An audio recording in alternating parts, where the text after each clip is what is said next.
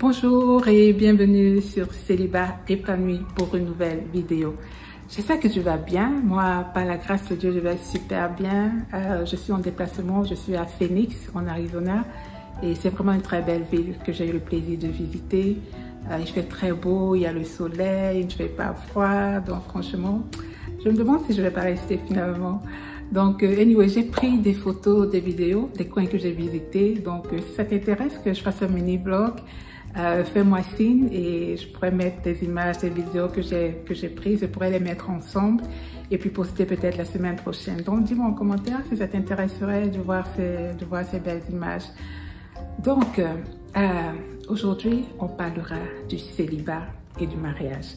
Je ne sais pas trop quel titre donner à cette exhortation, mais en fait, le but de la vidéo, c'est de t'aider à comprendre que le célibat est une bonne chose. Alors, on va aller sur le point vraiment de la Bible et de ce que moi j'ai compris. Tu me diras en tout cas quelle est ta compréhension des choses. Mais moi, ce que j'ai compris grâce d'ailleurs à un livre que j'ai lu cette semaine, c'est ce livre qui m'a vraiment motivée. Le plus gros de ce que je partage là, c'est vraiment ce livre que j'ai lu. Et vraiment, ça m'a juste... voilà, ça m'a beaucoup parlé, voilà. Donc, en fait, le titre du livre, c'est... Je vais vous le mettre en commentaire. Mais en fait, en tout cas, comme j'ai dit, on parlera de célibat et de mariage. Parce que, vraiment, la pensée populaire, les célibataires nous sont beaucoup acculés, nous sont beaucoup... un peu pointé du doigt là, comme si on a des problèmes, comme si on est maudit et tout. Mais non, on va aller sur le point de vue biblique, ce que le célibat, ce que la Bible dit du célibat. Parce qu'il faut déjà comprendre que ce ne sont pas tous les célibats qui sont démoniaques. Peut-être par la grâce de Dieu, dans une autre vidéo, je parlerai de comment savoir si ton célibat est démoniaque ou pas. Mais ce ne sont pas tous les célibats qui sont démoniaques. Il y a des célibats qui sont normaux. Et d'ailleurs, l'apôtre Paul, selon lui, il pense qu'il est même avantageux pour nous de rester célibataires. Il est avantageux. La Bible ne dit rien. La Bible n'a rien contre le célibat. Je vais vous lire des versets clés. Alors, il dit, par exemple, dans 1 Corinthiens 7:1, il dit ceci. Pour ce qui concerne les choses dont vous m'avez écrit, je pense qu'il est bon pour l'homme de ne point toucher de femme. Il a réitéré cela en disant dans 1 Corinthiens 7:8, à ceux qui ne sont pas mariés et aux veufs, je dis qu'il est bon. Il est bon, ma sœur, il est bon, mon frère, de rester comme moi. Donc l'apôtre Paul, qui, en passant, est célibataire, un célibataire qui parle, comme on parle de personnes célibataires dans la Bible, je crois que la plupart du temps, on fait référence à Paul. C'est vrai qu'il y a des polémiques, on dit, bon, paraît que Paul était veuf, mais en tout cas, selon ce que je sais, si tu penses le contraire, tu me dis en commentaire, c'est que Paul était dans l'état où, quand il écrivait l'épître, cette partie du Nouveau Testament, Corinthiens, Actes, tout ça, Paul était, à ce que je sais, il était célibataire, voilà. Donc, il dit qu'il pense, il pense qu'il est bon de rester célibataire. Il est bon de rester célibataire comme lui. Amen. Toujours concernant le mariage, l'apôtre Paul a pris l'image de la circoncision, en fait, pour expliquer sa position concernant le mariage. Il dit ceci. 1 Corinthiens 7:8-20. Il dit ceci. Quelqu'un a-t-il été appelé étant circoncis, qu'il demeure circoncis? Quelqu'un a-t-il été appelé étant incirconcis, qu'il ne se fasse pas circoncire? La circoncision n'est rien et l'incirconcision n'est rien. Mais l'observation des commandements de Dieu est tout. L'observation des commandements de Dieu est tout. Que chacun demeure dans l'état où il était lorsqu'il a été appelé, lorsque tu as été sauvé en fait. L'apôtre prend l'exemple de la circoncision pour parler de sa position en fait concernant le mariage. Donc lorsqu'on remplace circoncision pour mariage, ça donne ceci. Quelqu'un a-t-il été appelé étant marié, qui demeure marié? Quelqu'un a-t-il été appelé étant célibataire, qui ne se marie pas? Le mariage n'est rien et le célibat n'est rien. mais l'observation des commandements de Dieu est tout. Que chacun demeure dans l'état où il était lorsqu'il a été appelé. Ce que j'ai compris par ce verset de 1 Corinthiens 7, 8, 20, c'est que lorsque tu as été appelé, lorsque tu as donné ta vie à Dieu, si tu étais célibataire, il te recommande de rester célibataire. Si tu étais marié, ne divorce pas, reste marié.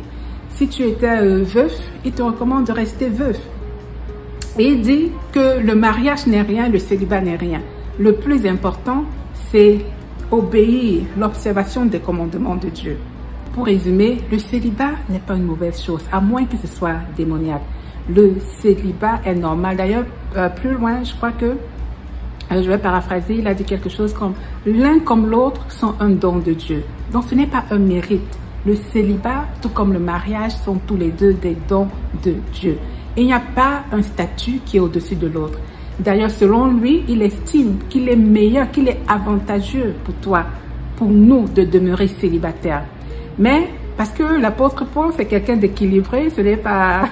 c'est un démocrate, on va le dire comme ça. Sa position, en fait, n'est pas totalement tranchée. Il dit ceci, pour expliquer que le mariage, également, c'est une bonne chose. Dans 1 Corinthiens 7, 21 à 24, il dit ceci. « As-tu été appelé étant esclave? Ne t'en inquiète pas. Mais si tu peux devenir libre, profites-en plutôt. Car l'esclave qui a été appelé dans le Seigneur est un affranchi du Seigneur. De même, l'homme libre qui a été appelé est un esclave de Christ. Vous avez été rachetés à un grand prix. Ne devenez pas esclaves des hommes, que chacun, frère, demeure devant Dieu dans l'état où il était lorsqu'il a été appelé. » Et quand on parle d'esclave ici, en fait, c'est quelqu'un qui est dans une position qui ne lui sied pas. Donc, on va remplacer ici l'esclave par célibat. Et on va voir ce que l'interprétation de ce verset veut dire. Donc, si on remplace donc esclave par célibat, ça donnera ceci.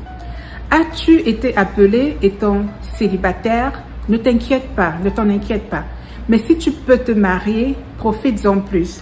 Car le célibataire qui a été appelé dans le Seigneur est un affranchi du Seigneur. De même, l'homme marié qui a été appelé est un esclave de Christ. Vous avez été rachetés à un grand prix. Ne devenez pas esclaves, c'est-à-dire soumis aux principes concernant le mariage. Ne devenez pas esclaves des hommes. Que chacun, frère, demeure devant Dieu dans l'état où il a été appelé. Donc, premièrement, ce qu'on doit retenir ici, c'est que l'apôtre Paul n'a rien contre le mariage. Il dit que si lorsque tu as été appelé à Jésus, tu étais célibataire, il dit que si tu désires, si tu peux te marier, fais-le. Donc, toujours par rapport à la flexibilité de Paul par rapport au mariage, il dit, dans 1 Corinthiens 7, 2, 5, il dit, « Toutefois, pour éviter l'impudicité, que chacun ait sa femme, et que chaque femme ait son mari. » 1 Corinthiens 7, 9, il dit, « Mais s'il manque de continence, si tu manques de continence en étant célibataire, marie-toi, car il vaut mieux se marier que de brûler. » Alors, donc vous voyez que Paul il a donné son avis sur la chose en étant lui-même célibataire. Il a dit qu'en fait, il est bon, selon lui, de rester célibataire parce que le célibat n'est pas, je le redis, le célibat n'est pas une mauvaise chose. Vous voyez, l'auteur du livre a mentionné que c'est vrai qu'on demande de se marier en cas si tu brûles et tout, mais il a mis une caution quand même. Il a dit que le mariage, c'est une solution vraiment temporaire à l'impudicité. Parce que quand on voit dans l'église aujourd'hui, on voit des hommes de Dieu qui sont infidèles, on voit également des personnes mariées qui sont addictes à la pornographie quand même. Sache que si ta relation avec Dieu n'est pas sincère, si tu ne marches pas selon l'esprit, ce n'est pas sûr que le mariage en fait va résoudre ton problème. Pour récapituler, Paul n'est pas contre le mariage, mais il estime il recommande de rester célibataire. Alors, ça c'est pas une vidéo pour t'encourager vraiment à être célibataire ou pas. Moi, ce que je voulais te faire comprendre au travers de cette vidéo, c'est que le célibat n'est pas un problème. Le célibat, c'est une bonne chose. Amen. Ne laissez personne vous rabaisser ou vous faire culpabiliser parce que vous n'êtes pas marié. Même pas vous-même.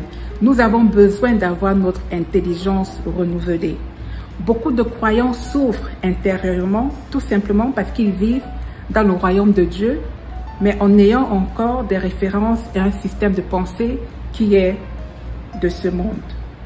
Nous devons nous débarrasser de toutes ces choses en regardant dans la parole de Dieu.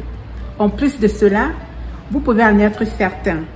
Un célibataire qui n'est pas épanoui ne le sera pas non plus une fois marié. Notre épanouissement nous vient de Dieu et exclusivement de Dieu. S'il est vrai que Dieu passe par l'homme pour nous donner certaines choses, nous devons aussi reconnaître que lorsque nous avons laissé la main de Dieu, la main de l'homme ne saurait nous apporter quoi que ce soit. À vous qui êtes célibataire, j'aimerais que vous puissiez vous dire à vous-même que le célibat est bon et c'est la vérité. Amen. Alors dis-moi ce que tu penses de cette vidéo. En tout cas, j'imagine que ça va créer beaucoup de trucs dans les cœurs là. En tout cas, dis-moi en commentaire ce que tu penses de ça. Et voilà, je vais te laisser ici. Et n'oublie pas de me dire en commentaire également si tu souhaites voir les images de Phoenix. Donc voilà, je vais te laisser ici. J'espère que tu as été édifié par la vidéo et je te dis à très bientôt. Bye.